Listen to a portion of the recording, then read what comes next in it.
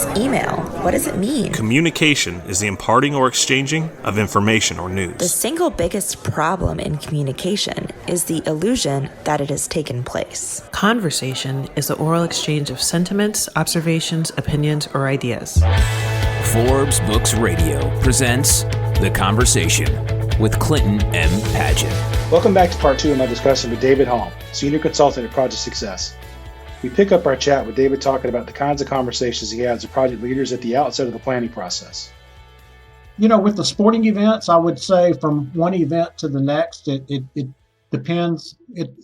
First of all, it's probably going to depend on the leadership, what experience they've had with master planning in the past, because we have come into some scenarios where the leadership really didn't understand what master planning was all about, so they had not fully embraced it at that point. But then in other cases, they had, and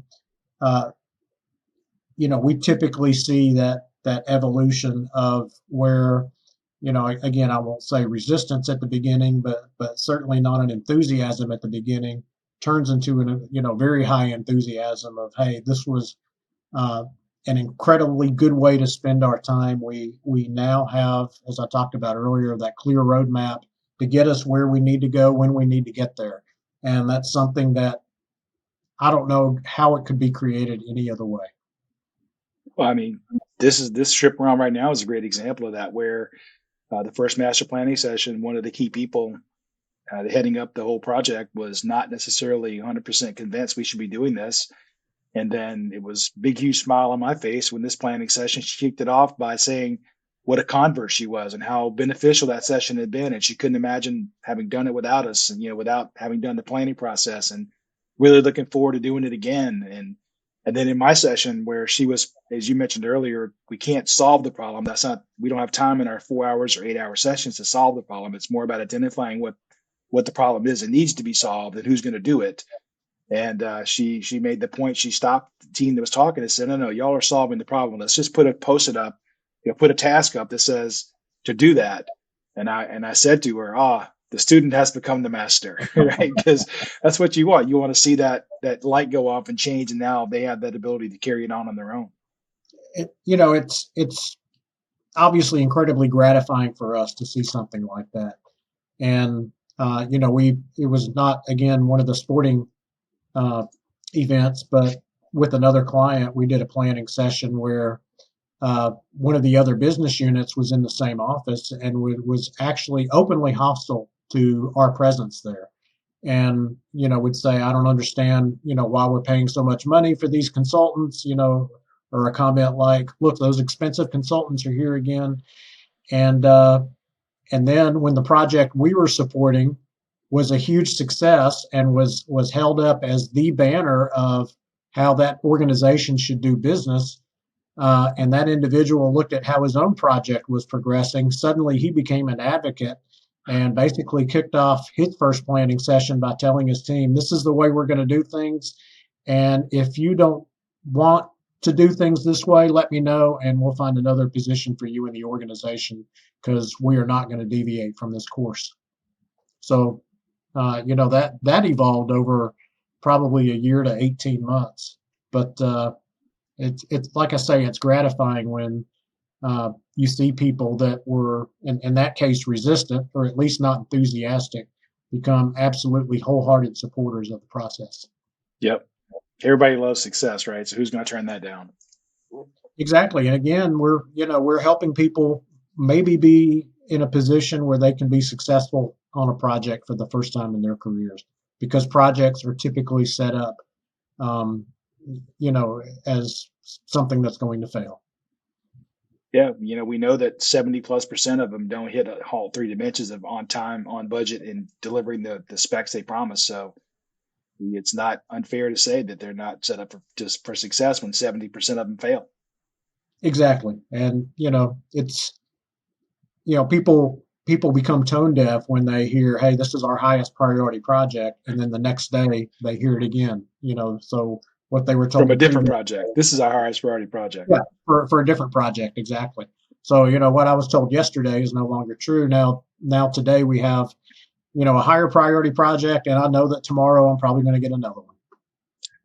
Well, one of the things I always ask when I'm teaching classes, I always ask people, how many projects are you currently working on? Is it more than one? And everybody says yes. And then I'll say, how many of them are considered to be top priority? And they all laugh, right? Because they all are. And then we know the truth of that's the truism that comes out of that is if they're all top priority, then none of them are because they're all the same priority. And so hopefully somebody in the mature organization, somebody is starting to prioritize those projects and truly say, well, this is the one that's got the biggest return for the company or the biggest ROI. Let's put the resources here first, and what's left over, let's do this project. Because when you take the shotgun approach of everything is top priority, then you do a little bit on a lot of things and nothing really gets accomplished. Exactly.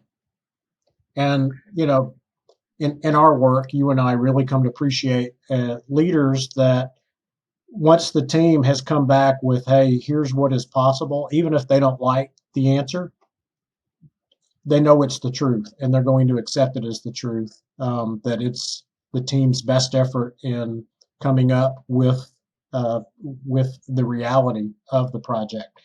And just seeing how the strongest leadership types respond to that is really, really gratifying as well. Yeah, I mean, I'll maybe throw out something that's maybe a negative statement, but to me, the best planning process in the world can't overcome bad management. And if I can show you with a project plan that it cannot be done, and you rip it up and tell me go make it happen, then everybody in the room knows we're not going to be successful. We'll soldier on and we'll try hard, but in the end of the day, if I can't make it work on paper, it's not going to work in real life because making it work on paper is a lot easier than making it work in real life. So you need, Exactly. as you said, we need the people in leadership positions to certainly they should push back and say, hey, have you thought about this? What if you gave your money here? What if you gave your people there? Don't just say you can't do it. Show me why you can't do it. But at the end of the day, if you can prove that it can't be done, then they should be able to accepting of that and say, you know what, I understand it. I don't like the answer, but I recognize it as the truth, and we'll have to make do with what we see. Yeah, and as you know, we worked with one client in the high tech industry, and when we first started working with them for the first year or so, something like 30% of the projects that we planned were immediately stopped because that plan showed they had little or no hope of success. So, they had such an extensive history of failure. They responded to that. They would stop those projects. They would redeploy the resources to other projects that could be successful.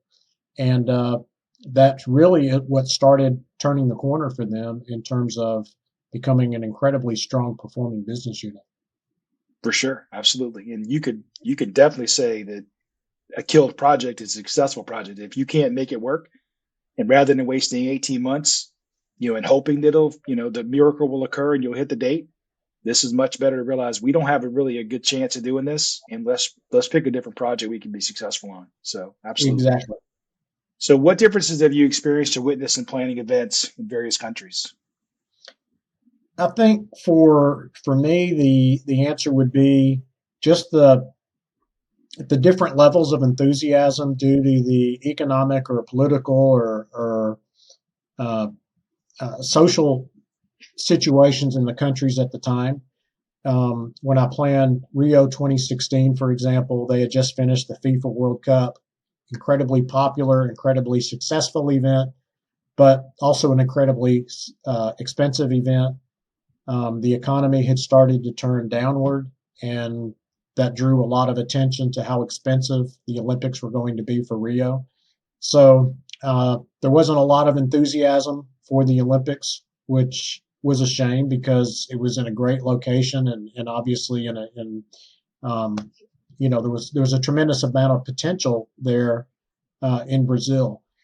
And then, unfortunately, with the next event, the Pyeongchang 2018 Olympics, it was a similar situation. There was political corruption with the president of the country, and what 2 years out was being received with a lot of enthusiasm, it turned into a negative 1 year out. So both of those, it was a little sad to see that.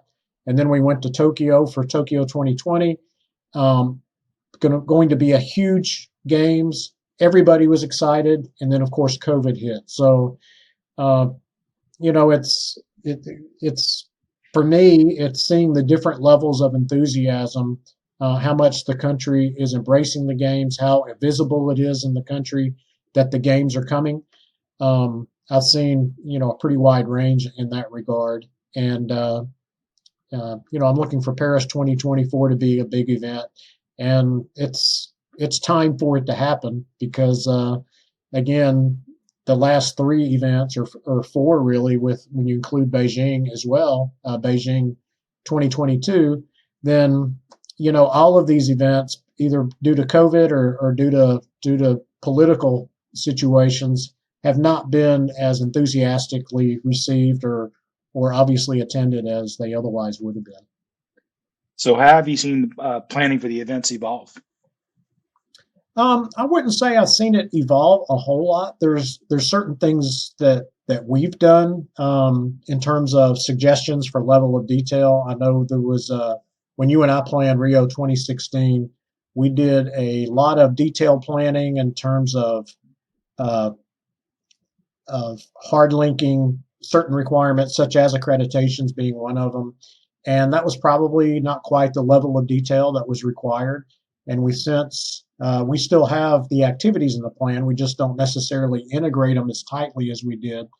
And the result, I think, has been much better in terms of how quickly we finalize the plan and how difficult it is to get there.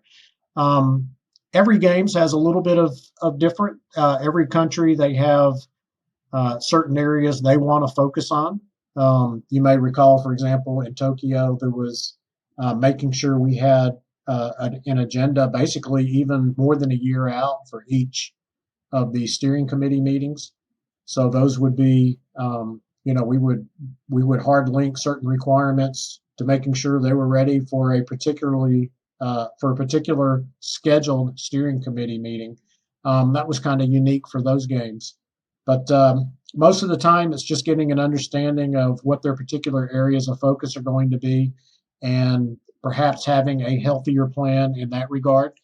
Um, Sustainability is going to be a big part of Paris 2024. So obviously, we spent a lot of time in planning sustainability requirements.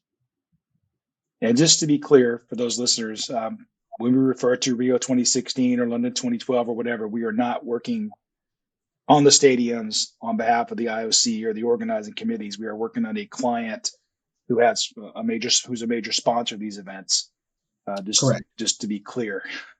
Yes. So we did not plan the Rio 2016 stadium builds. We planned the activation for the Rio 2016 Olympics for one of the major sponsors. Yep. Another thing that's really changed, certainly since I planned my first event now, what is it, almost 17 years ago, is the emphasis on digital. We didn't have any social media to speak of 17 years ago, and now it's a huge part of the planning. How do we engage people through apps and other means? And so there's always a thought of what is the latest technical innovation.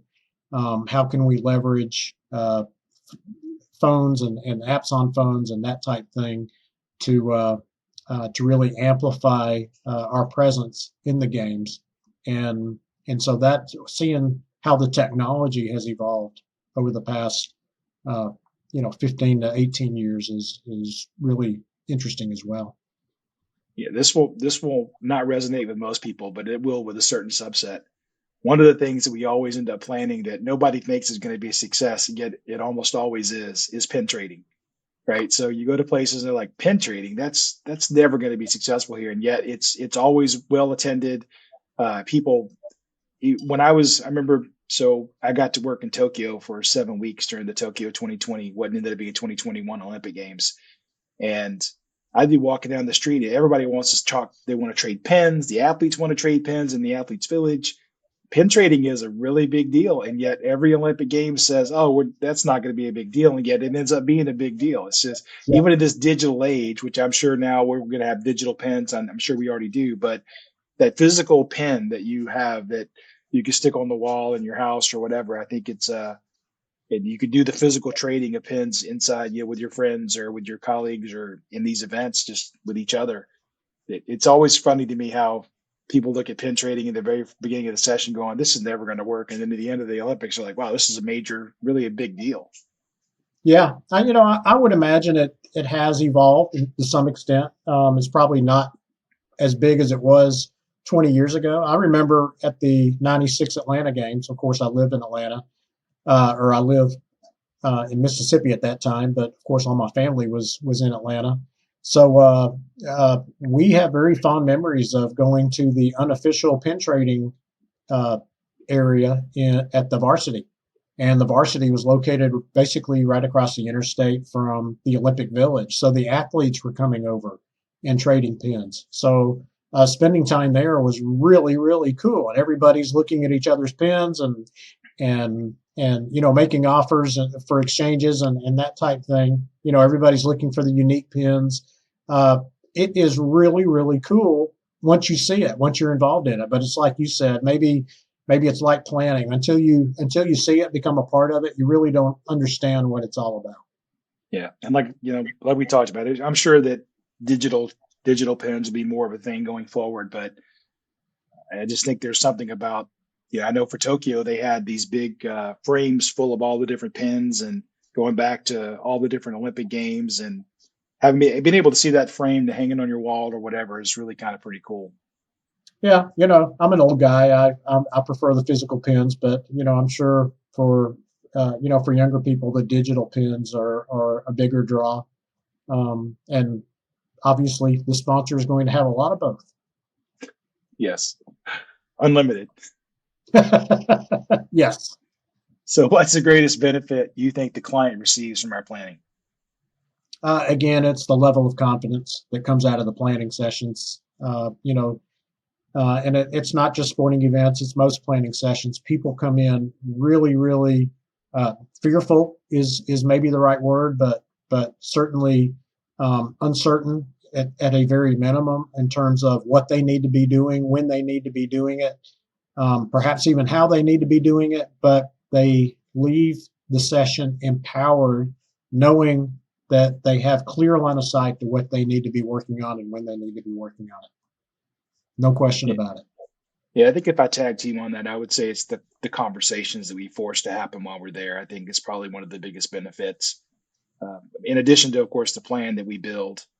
This is, I think, hard for people who haven't seen the process or lived through the process. I saw it again this week and last week. It's just amazing to see people walk back. Everybody says, "Oh, can't you do all this digitally? And why do you really need to get people around the wall and in a physical room and put up real Post-it notes?" And I watch people walk into the room and I can't even describe this. We'll have 40 feet of network diagram on a wall, and they'll walk right up to the place that they know they want to be and point right to the task. And you're not going to do that by scrolling around at a digital screen. You're just not. But I'll Exactly. die on that hill. I will. Yep.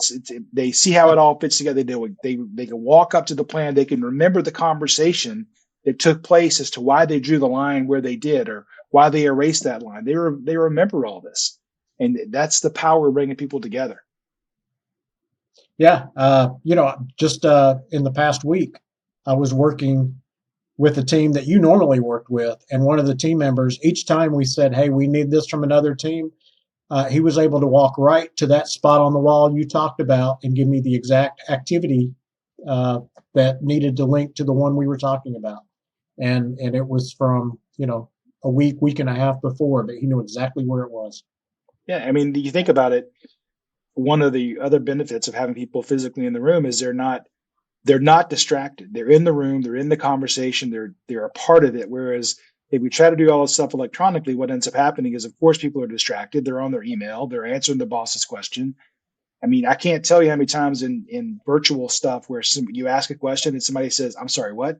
Because they really weren't paying attention.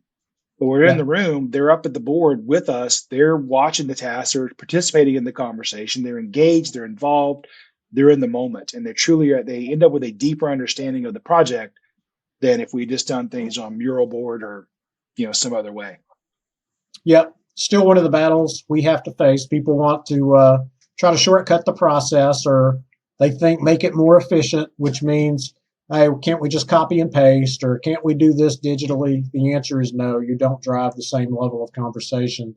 And when I teach our class, when I talk about, hey, let's not kid ourselves. When people are logged into a Zoom meeting or a Teams meeting, they're only lightly paying attention in most cases. And if we're working across countries where different languages are involved, unless they have incredible proficiency in the language, if they're not paying close attention to it, they're probably not getting anything out of it. And, not everybody believes what I just said, but I can state with 100% certainty it's true. You won't get any argument from me. So as we wrap this up, what has been your key takeaway from this planning session that we're just finishing up? That it's going to be a big success. Again, the level of engagement we've seen this year versus last year. And again, it's because people have gone through it. They understand the benefit. They know they need it. And they know they're going to finish it with a very clear understanding of, again, how they're going to get to where they want to go when they need to get there. And so it's, for me personally, and I'm sure you would say the same, it's been more fun because, the people want to be there and they know what the end result should be, and they are really focused on making it happen. I agree completely. So this has been doing the podcast now for over 2 years, and this is the first time I've ever interviewed a colleague. So, David, thanks for being a special guest today on the conversation, and really appreciate your help. Well, I'm honored to be a part of it. So thank you for the invitation. Thanks for listening to The Conversation. To find out more about Clint, go to clintonmpaget.com and pick up Clint's book, How Teams Triumph, Managing by Commitment, at Amazon. The Conversation with Clinton M. Paget is a production of Forbes Books.